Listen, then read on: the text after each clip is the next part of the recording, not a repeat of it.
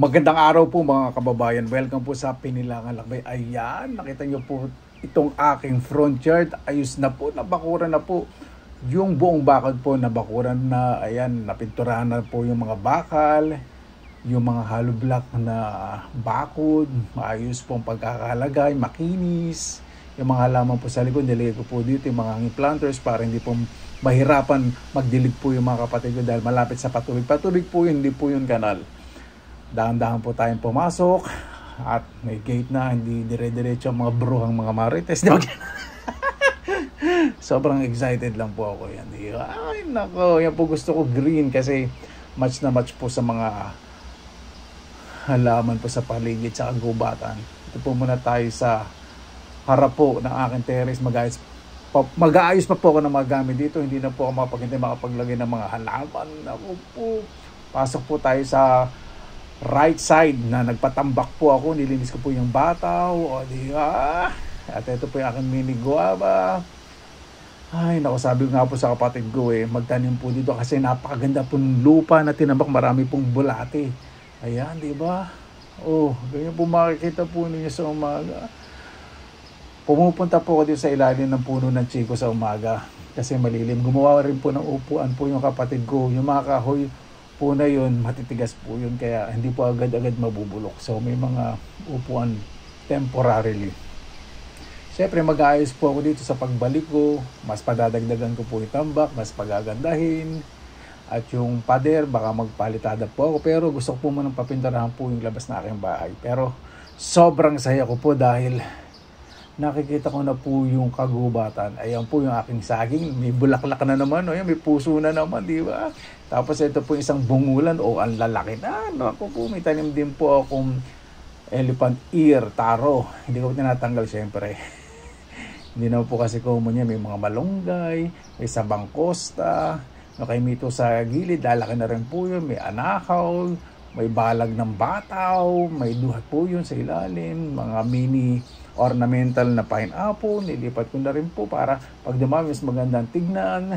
At ito po, namumunga na po yung langka uli. Napakalakas po nito mamunga. Pero magtutuloy po dyan. Yan po yung nasa ilalim niya. Medyo malaki na yan.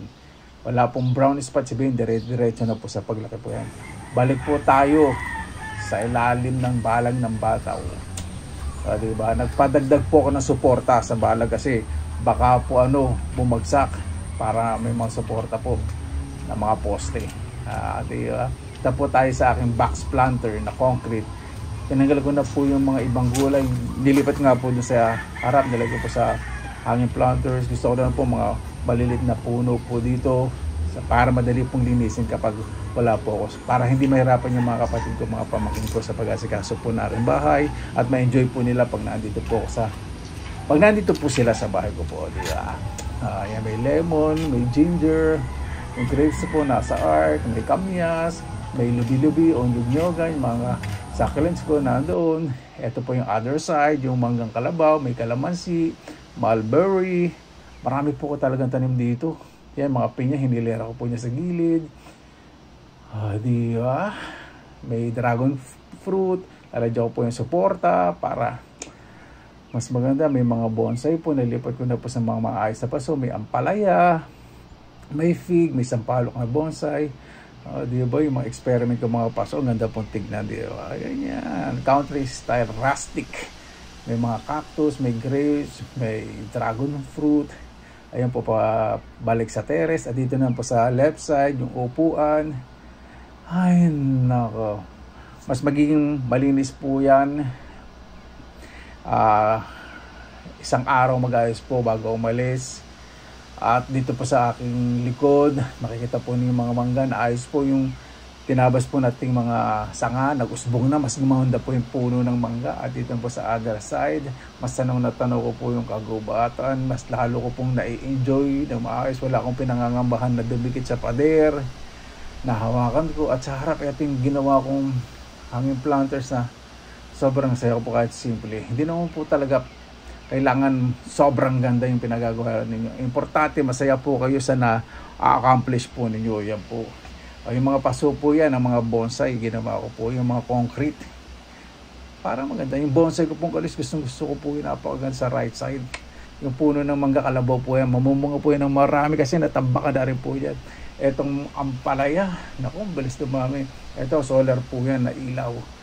Ang dragon fruit, mas lalong nagsasanga. Ayan po yung sa harap. O, nasa malaking lalagyan po nun, mga kawain po. Ito po yung close up po ng lakas sa other side.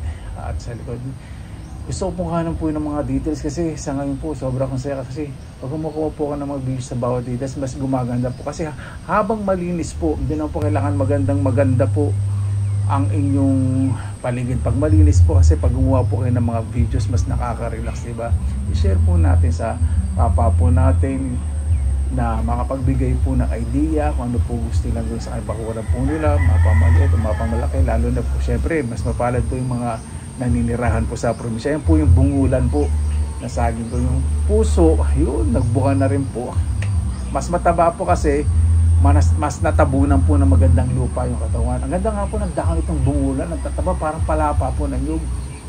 Dati hindi po ako makatayo po dito dahil ano po yan, patubig dyan po sa area po na yan. Ngayon nakikita po ng close up yung gubat, napakasarap, malamig po dyan. At ito ang box planter, yan po talagang kinamay ko po yung paglilinis po para po mas madali pong linisin. Diba? Ito po latundan po yan, saging po na yan. May tanim po ako dyan mga iba't ibang cherries, may siniguelas. Yun, diba? Pag ganito naman po talaga nakikita po ninyo, diba? Sarap po mo sa Pilipinas. Yung kamyas ko po nung tinabasan ko po ng mga umuusbog yan, mga maraming salamat po sa mga tips. Katabi po niyan yung lemon at luya. Ayan. Ayun. Iba po talaga na idudulot po ng kalinisan. Totoo po yan. Napakasarap po sa mata. Ito po yung mga succulents ko po. Ginawa ko rin po yung taniman na mahaba na yan. Sa mga nakakanood po dati, yan po yung ginawa ko na parang lababo. Pero sobrang saya naman po. May butas po yan syempre sa ilalim. Diba? Kahit mabigat buhatin yan. Kinagawa ko pong tuntungan ng bakal. At ito po yung bonsai ng kapatid ko. Sa akin na yan. Siguro napapanood niya na ito. Lalagay ko po sa harap yung iba. At itong kalamansi, daming bunga at namumulaklak na naman. Nung nalipat ko po sa araw na lugar. At sa ilalim po niyan, marami pong nananahan ng mga bulate. Kaya mas mataba po yung lupa. At yung puno ng mangga sa eskwelahan, dumadami sanga, lumalapit na sa akin bakura. At ito po yung bonsai na sampalok po, may mga pandan, gabi, saging, ayan po, kamansi, may santol. Napakarami pong mga bungang kahoy po dito sa paligid. Siyempre yung mga nasa eskwela po nagkakalaglag din po sa bukor. Ito po yung sa palaisdaan, papasok. Ayan po, katimon po yung mangga po nasa lip. Yan langka, yung mga gabi, lalong dumarami. May kiat-kiat, may suha po dyan. Sa likod po may suha din pong malaki. Ito po yung other angle. Laking bakuran na puno po ng kalabaw. Mas mamumunga po ng marami. Excited tapos sa pag-uwi ko po next year uli. Sana mas makakauwi po kayo ng maaga kasi panahon po ng mangga. Alam niyo naman, paborito ko po yung mangga. Ito po yung sa other side. Pagkakailera ko po sa mga pinya na mas gumanda po. Kasi mas mataba yung lupa. Ay, diba? Kanina po napakarami pong marites po dito. Hindi. Hindi, natuwa lang po sila sa pag-aayos ko po sa bakura ko. Siyempre, yun, nag-tour po sila.